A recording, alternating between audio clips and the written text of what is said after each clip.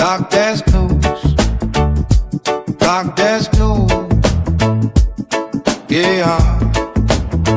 Your home where global news meets crypto moves. AI, TCGs, investments to choose. BlockDesk news.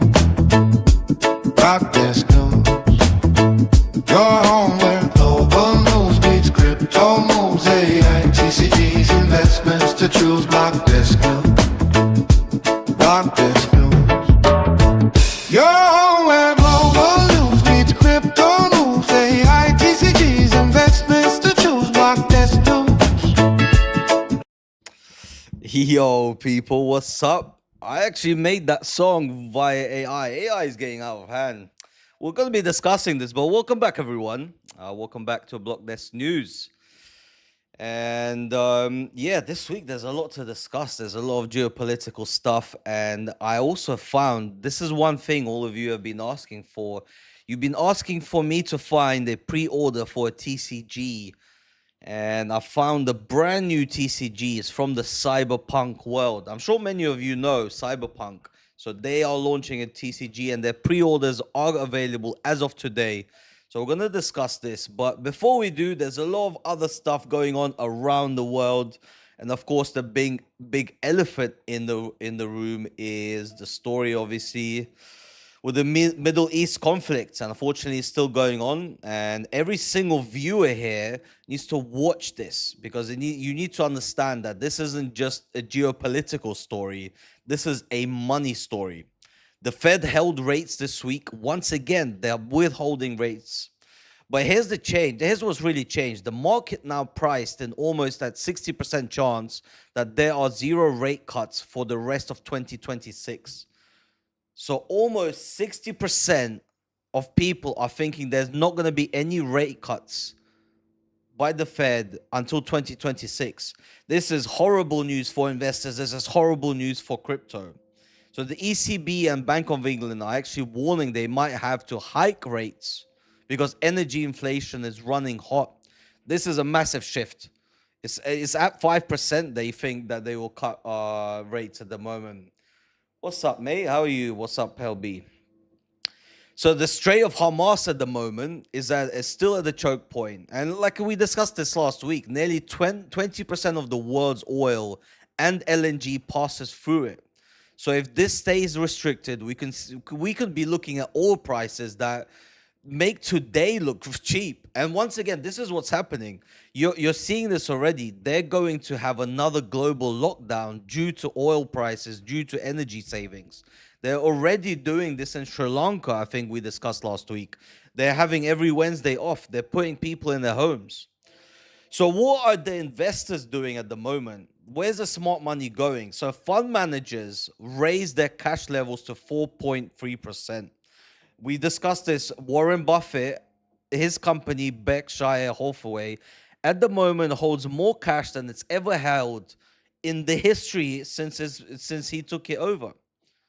And other companies are following suit. The cash that companies are holding at the moment is higher than we've seen. Everybody's saving up for a crash. So the sharpest jump since COVID, since 2020. The professionals are saying this: I'm not sure what's next, so I'm holding dry gunpowder. So the sector benefits from the environment. Energy stocks, companies like Exxon, Chevron, and OPEC adjacent plays are seeing the volume at the moment. So if you are investing in the normal stock market, then you need to be looking at Exxon, Chevron, and OPEC, as I just mentioned. Defense stocks are moving, of course. If there's gonna be more escalation in the wars, defense stocks are definitely worth investing. And right now, if you're like, this channel started as a crypto channel, if you're a crypto head, through Hyperliquid, the volume of stock trading is higher than the volume of crypto trading. So if you want to start trading into stocks, you can start trading on Hyperliquid right now. And you can trade 24/7. People are actually loving that you're able to trade stock 24/7 on Hyperliquid. And that's the most craziest thing about this, is that people are trading more stocks now than they are trading crypto, which is unbelievable. So the key indicators that you should be watching out for at this moment is the Strait of Hormuz. Is it going to reopen? That's the single most important variable in the global market right now. And it looks like it's not calming down. And lots of ships, lots of transport passes through there, unfortunately. All right. And looking at gold and silver also, there's a big paradox here, really. So there's something really interesting happening that most people are getting basically wrong. Why? When are they reopening it? That's a good question, Mo. I don't really know because it looks like it's not going to be reopened soon, and that's what I'm saying. The stocks war is bigger than we think. It is bigger, and it's not stopping. That's the issue that I'm seeing. And what we're seeing at the moment is that it's escalating into other countries. So this is what I'm saying. Like crypto is taking a dive, tech companies are taking a dive. Like I made the whole report from the past week. Crypto was doing fantastic, like, and just today, like if you're seeing in the past 24 hours, this is just all the gains from the past week, they're dead. Once again, the volume is like the liquidity in the market is absolutely dead. So that's why hyperliquid right now is the most traded DEX in the world at the moment, because people are trading stocks, not crypto anymore. They're not trading these assets which are dangerous and risky. They're trading not even gold. They're trading defense stocks. They're trading stocks which are focusing on the war. Exactly. So looking at gold, as I was saying, the classic rule is when war breaks out, gold spikes, and so does silver. And it did in the beginning. We hit 5,400 when the Iran conflict started, right? We all remember this a month ago. But then it sold off. And why? This is what's confusing, because high oil prices are starting inflation fears, right? So these oil prices are starting to affect everything, including inflation. And when inflation runs hot, central banks are forced to keep rates high. And that's what we don't want as investors. So high rates make bonds and cash more attractive than gold. So even gold and silver is going down at the moment. People are investing into bonds. And they pay no yield, So here we are, war-driven sell-off at the moment. And the very assets that's supposed to be the war hedge, they're not, right? Analysts are calling it a geopolitical paradox at the moment. But this is what's important. There's a long game view at the moment. So JP Morgan still has $6,300 year-end target on gold. This is really important information. Deutsche Bank is at $6,000. The structural bull case, this is the case, right? Central bank is buying and de-dollarizing, deflecting spending. And basically, they're creating, this sell-off, and they're gonna push gold up. This is how the story seems to be unfolding. So smart money at the moment is looking at two possible plays.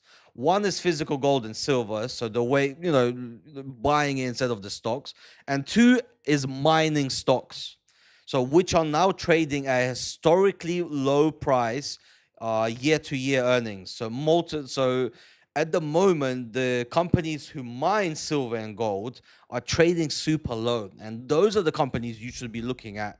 As always on the show, I say, don't be the guy who's trying to mine the gold, do the pickaxes, right? And this is what's going on at the moment. So silver specifically is interesting because it has both an investment demand and also industrial demand. So all these AI centers, EV batteries, AI centers and components, they all require silver. So I think silver, in my personal opinion, if you want to look into rare metals, will be a better investment than gold, as of this year at least. It's still very choppy, but the industrial demand is there and people are buying it, right? You might not be seeing on this market, but actual physical silver is being bought up like crazy every single day by these AI centers. And that's something you should definitely keep in mind. Yeah, there's a lot of diamond hands going on at the moment. And let's move on to crypto, because crypto is the main thing that is really yeah, having people in the pickle at the moment. So here's a little bit for the crypto investors. Here's the reality of the markets this week. The fear and greed index hit 8. So that's extreme fear. Once again, people are still scared. There's no liquidity. People, like the institutions, are still buying it. Nothing's been changing for months now. And the amount of Bitcoin the institutions are holding is it's insane. I know MicroStrategy bought 0.04 of the whole Bitcoin supply just in the past month, which is insane. And here's what's interesting: while retail is panicking, basically, institutions are they're not leaving. Bitcoin ETFs have had net inflow for 4 straight weeks. Last week alone, we saw $95 million in. That's big money saying we are keeping our position. Bitcoin dominance is also rising, sitting around 57%, which tells you that inside crypto, capital is rotating into Bitcoin and out of altcoins, which is the catalyst to a bull market. So classic risk off behavior within the asset class itself, basically. So the key levels to watch if you are looking into entering a Bitcoin, let's say, trade, you're looking at 70,500 to 71,000. That's your support clusters. If Bitcoin breaks above 71,500, they're reportedly over 1.27 billion in short liquidations waiting. That could be a fast move up straight away. 71,500 is we're going to see a huge move up basically in Bitcoin. So the institution playbook right now: maintain 40 to 60% core Bitcoin exposure and use 20 to 30% for tactical range trades. So they're holding more than 50% in Bitcoin, and then the rest they're basically using for tactical trades to manipulate the currencies, the price of it. And the most important, the US Clarity Act is also progressing. And the US Clarity Act could potentially see XRP sell more than 40% of their holdings, because Ripple holds 40% of XRP. I hope you guys understand this. All these videos about, XRP holders, etc., etc. The amount of XRP that Ripple holds is absolutely insane. And with this Clarity Act, they're potentially going to have to actually sell all of it, which is, not going to be good for its price. So if it's signed, if the Clarity Act is signed, it will define which digital assets are commodities and which are securities. You don't want it to be a security, you want it to be a commodity. That's regulatory clarity, is to unlock a massive wave of institutional capital from, not the biggest institutions, for even the smaller institutions. And that's where you really want it to come from. So yeah, we'll keep you updated as this bill progresses. Each week I'm going to be here basically discussing this. I've been looking at Sui. I've discussed this a couple times actually in the altcoin world. For anyone who's looking at like other blockchains to invest in, obviously ZkSys, I have launched their update, so they've got their yeah, we'll discuss the beta version of it. But Sui in the altcoin world, the story is so not all alts the same. The market in 2026 has matured, right? So capital is going into projects with real narratives, real liquidity, and real institutional interest. So let me give you 3 to watch out for. First of all is Sui. It's been a downtrend, but it's approaching a technical zone that could signal a reversal. Early cycle positioning could be interesting here. So I would really recommend for you to look at Sui. BitSensor, which is Tau, the AI blockchain narrative is not slowing down. So Tau has 45 active subnets, up to 3 of them which launched last week.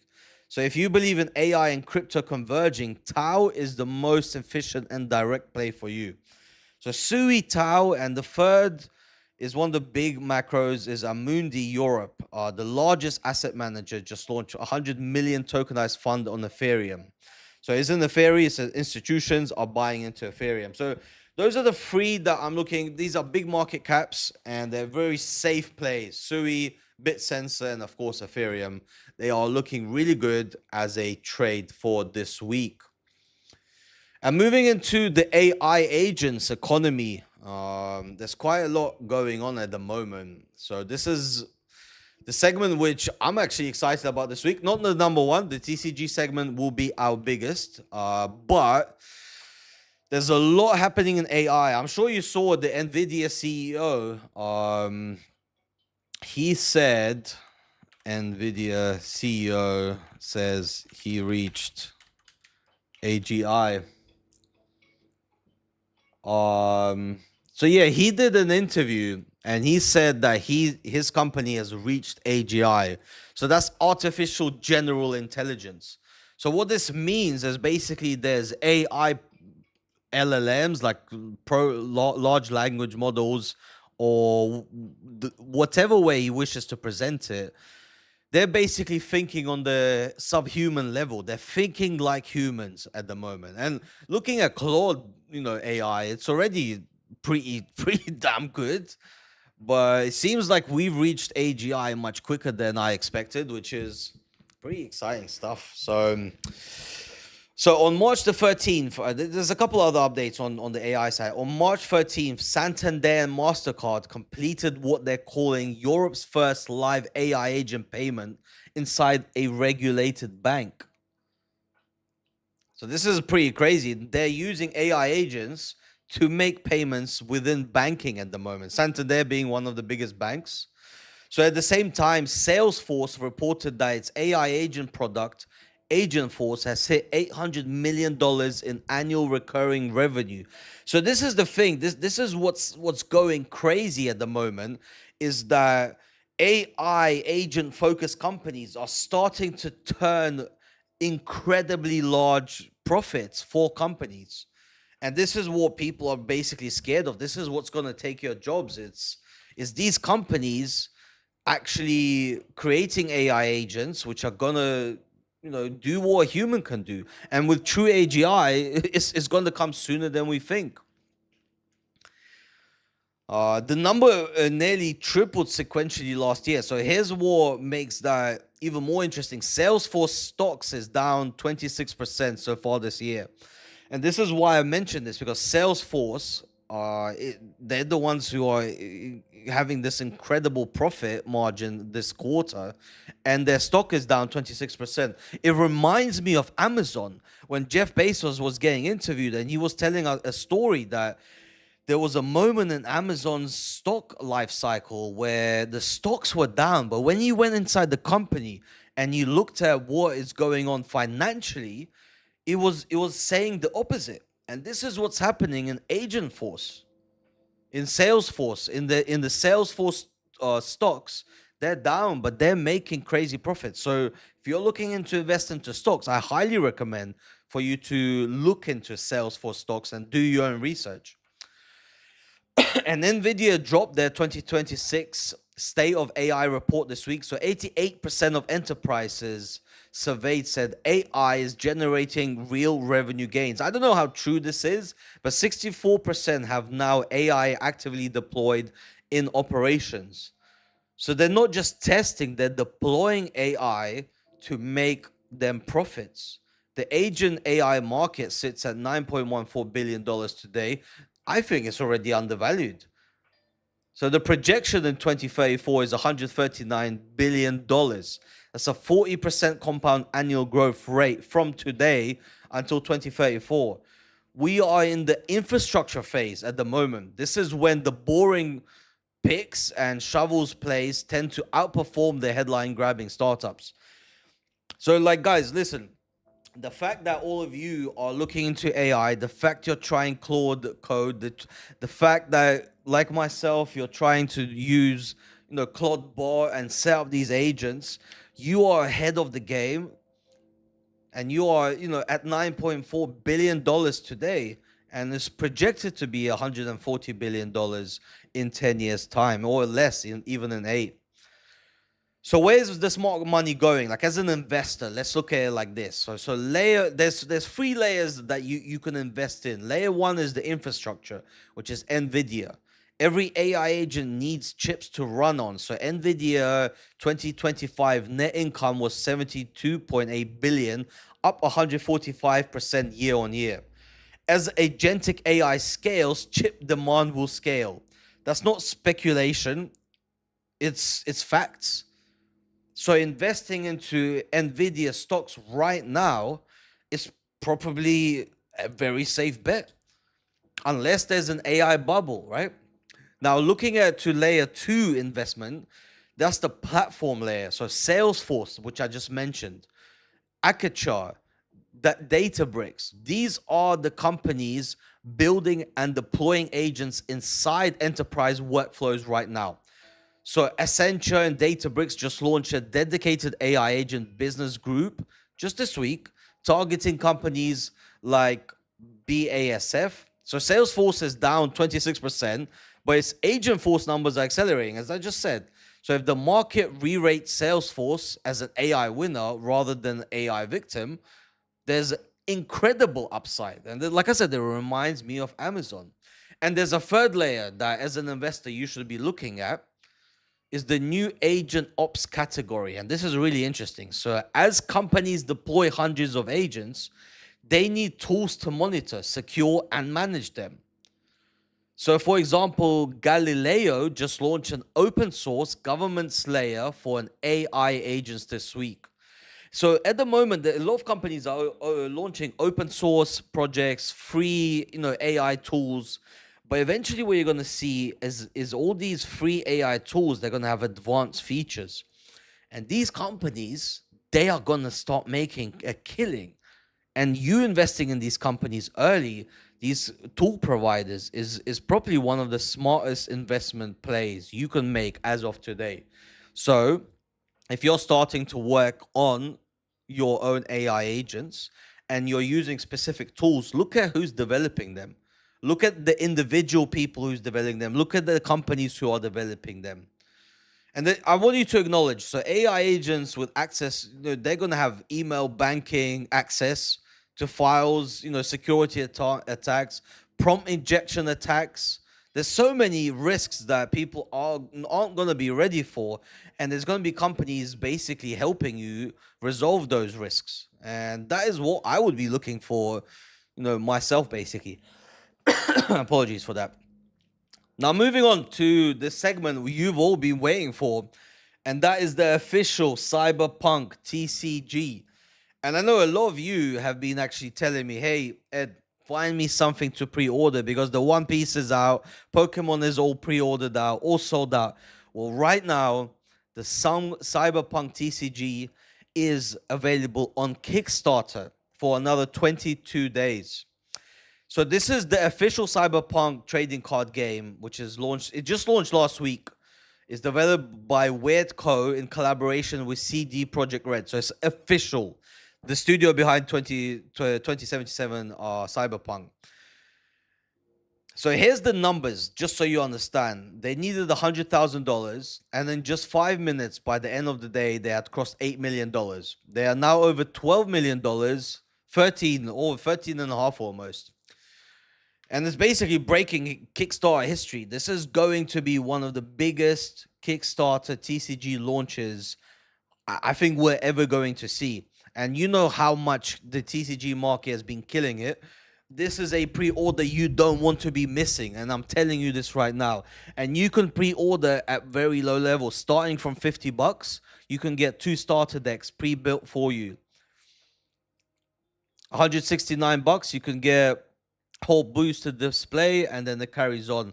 I highly recommend starting at $349 because you get the special box here, which is what you really want. I'll send you guys the link, and it's going to be in the description below. I highly recommend you check this out. Yes, so yeah, they go up really high, up to like 8,000. Obviously, that's a bit of a risky investment, but they have crossed the minimum requirement. So this is going to be a successful Kickstarter. That's why I'm suggesting it to you guys now. I didn't want to suggest it before that. So this is going to be the first set. Welcome to the Night City. It's going to ship in Q3. And there's going to be a second shipment in Q4. So if you're ordering, below the 8,000, you're probably going to receive it at the end of the year. So why does this matter for collectors and investors standpoint? It's an IP-backed TCG that has a strong record. One Piece, Disney, Lorcana, Magic, all of these, they're licensed game with massive fan bases. And Cyberpunk has a global fan base. And the anime, the artwork, it's all custom. So it's not just screenshots from the game. It's all custom artwork. It's a brand new gaming style, and it's all developed, officially with CD Projekt Red. So if you're a collector or just a fan, it's definitely worth checking out. Go on Kickstarter, type in Cyberpunk TCG, and yeah, I would really recommend you checking out the pre-orders for it. There's a lot of YouTube videos as well to basically discussing how to play this game. As you can see here, it's a completely brand new gaming format. I fucking love this. They even including dice in the actual gameplay. So there's some sort of element of a gambler's sort of itch, if you want, and it's a completely new gaming style. We won't watch the whole video on this show. I highly recommend you go on YouTube and do some research. If you're going to choose to invest, if you're going to choose to maybe just enjoy the game, definitely check out the videos before you do that. I highly recommend that. And a quick update from the Pokemon world. This isn't a set I'm really interested in, but the Mega Evolution Perfect Order set is coming March 27th. That's going to be the English set. So that's basically tomorrow is dropping. If you are just a hardcore investor, obviously you should be looking at the Elite Trainer boxes. They are the best investment. You just don't open them, and they're pretty cheap to buy. So as an investor, I wouldn't recommend going for the expensive, booster display box. This is more for people who play and want to rip the packs and take the big risk. But as an investor, just buy the elite boxes. And this, if you can get the Pokemon Center elite box, you're even more lucky. That's where the real money is. But this isn't a set I'm really that excited about. So yeah, you guys let me know in the comments what sets are you ordering, and if you're going to order the Cyberpunk TCG, that's a conversation I really want to have with you guys. So do let me know what your thoughts are on that.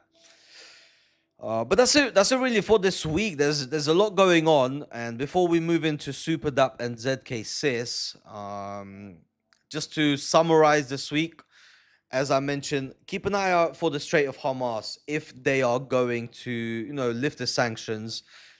And if they're not, then we are looking at a downtrend in the markets for the rest of this year, especially if the Fed doesn't cut rates. We're probably not going to see a bull market until 2027. And Bitcoin, as I said, is in extreme fair territory, and the Cyberpunk TCG is coming. Is going to end on April the 17th, but it's going to be delivered at the end of this year. Now, moving into SuperDAP, I'm sure many of you have heard that ZkSys has launched its testnet, which is really exciting news. We just got our grant approved last week. So we are focusing quite heavily on getting this bridge done so we can actually bridge the SuperDAP tokens onto Base and then onto ZkSys when the mainnet launches. But this means for us as SuperDAP and as the SuperDAP team is that we are even closer to the ZkSys launch to be the hub of ZkSys. Alongside this, we've been focusing a lot on AI. Now, a lot of people are enjoying speaking to Claude and Claude Code and the interactions via Telegram.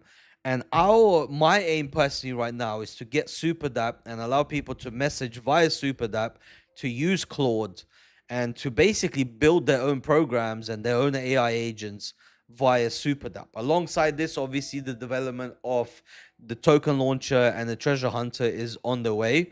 And we're going to make it super accessible for users of SuperDAP to basically launch their own agents, to launch their own programs, to launch their own businesses. And that's the goal here. The AI route is the key to our success. And with ZkSys, and I highly recommend anyone who's not seen, they did an AMA basically a spaces on the Syscoin channel. So go on to X, and you can find Syscoin. And I think they did, yeah, they did a major announcement yesterday. So I highly recommend you guys check that out. Listen to what Jag and Mikhail and the team are saying about ZkSys, and you can see how SuperDApp is going to fit into this whole vision. But that's it really for this week. There's a lot going on, and I'm really enjoying these weekly updates that we have, especially with the AI and crypto. It's all sort of connecting. And I'm going to be back next week, of course, to give you the best updates from the industry and tell you and show you and hopefully guide you on how to make the best investments that you can. But for today, that's it from BlockDesk News. My name is Ed. And as always, I hope you have a great weekend and I'll see you next week. All the best, guys. Bye-bye.